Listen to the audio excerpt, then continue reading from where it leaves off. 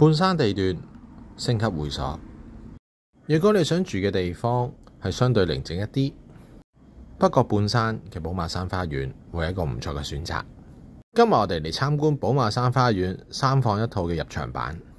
如果你中意條片嘅話，不妨點讚下分享啦。單位實用845尺。由於客飯廳係冇咗玄關位，令到空間更加實用。長方形嘅客飯廳可以令到家私靈活咁擺位，而且單位亦都有唔少嘅自然光線可以入到屋。而客飯廳嘅景觀主要望返寶馬山花園嘅泳池景，遠望到部分維多利亞港，加上九龍區嘅山景。而廚房係雙排嘅設計，喺保養上亦都相對之新淨。嚟到第一間睡房，間隔係長方形。而我哋今日參觀呢個單位有2間房，主要都係望返去後面賽西湖公園。而另一間房安放咗雙人床之後，仲有唔少活動空間。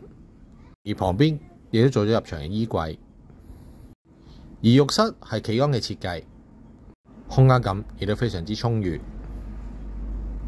最後嚟睇到主人套房，一入門口右手邊就係主人浴室，浴缸嘅設計加上有活動窗，增加翻空氣流通。